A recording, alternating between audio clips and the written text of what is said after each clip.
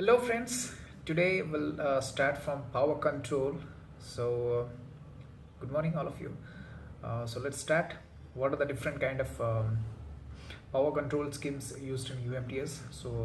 One is open loop. The UE for the UE to access the network, that is used for call setup or initial access to set UE transmit power. The second one is closed loop. RNC calculates the SIR target and sends the target to node B every 10 millisecond frame, so that the SIR target can be increased or decreased. Then the third one is the closed inner loop. So that is the node B sends the transmit power control bits to the UE to increase or decrease the power at 1500 times per second. So that's all the three different kind of power control used in UMTS: open loop, in closed loop. In closed loop, we are having closed outer loop and closed inner loop. Closed outer loop works in 150 times per second. RNC calculates the SIR target and sends the target to the node B every 10 millisecond frame. And 1500 times closed inner loop power control works 1500 times per second in a second.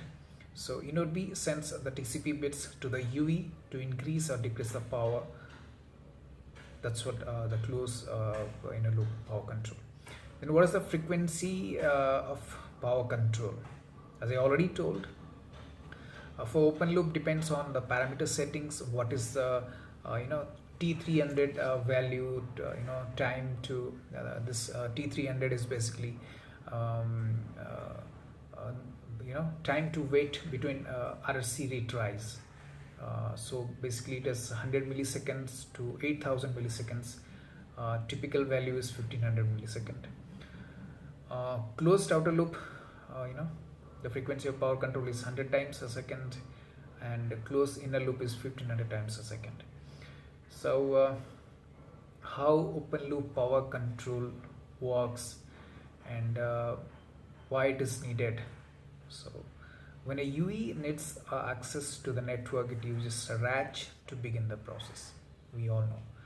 So RACH is shared channel, which is a shared channel uplink used by all UVs. Therefore, may encounter contention collision during multiple user access attempts and interfere with each other.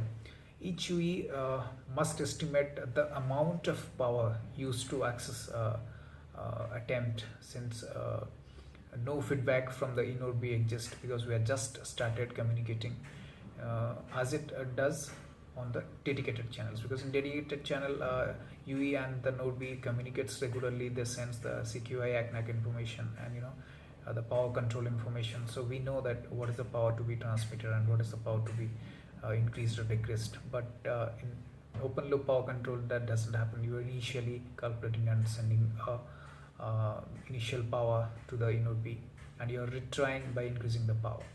So the purpose of open loop power control is to minimize the chance of collision and to minimize the initial UE transmit power, to reduce the interference to other UEs also. Because if you transmit with a higher power, other UEs also get interfere and they have to raise their power also.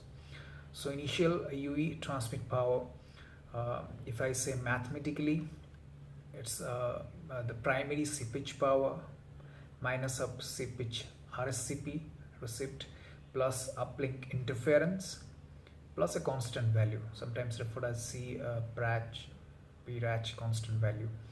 So instead of sending the whole message, the test preamble is sent. Wait for the answer, node B to answer to you. If no answer from the node B for a particular time or the particular time period, then increase the power. You increase the power to 1 dB or 2 dB as per the step size in the parameters defined. So we increase the power, and again we send the request and we have to keep trying till we succeed, or the timeout, and again we try. So how many retransmission cycle, for them also we are having different parameters. So that's how the initial access happens, the open loop power control works. Then what is power control headroom? So this is very important question. Power control headroom is sometimes also called as the power rise.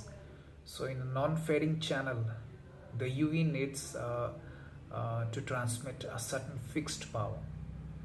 In a fading channel, UV reacts to power control commands and usually increase the transmit power. The difference between the average levels of fading and non-fading channels is called the power rise or the headroom. Okay, so when in 3 ways of handover, if a UV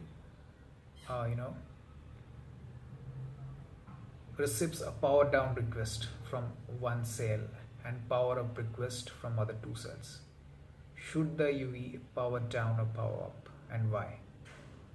So I think a similar kind of question we have already attended. So it's like we have to power down because we have to always try to maintain the link with minimum required power, and not to increase interference in the system. So maintaining one good link is sufficient to sustain a call, and having unnecessary stronger links creates more interference. That's why we do power down.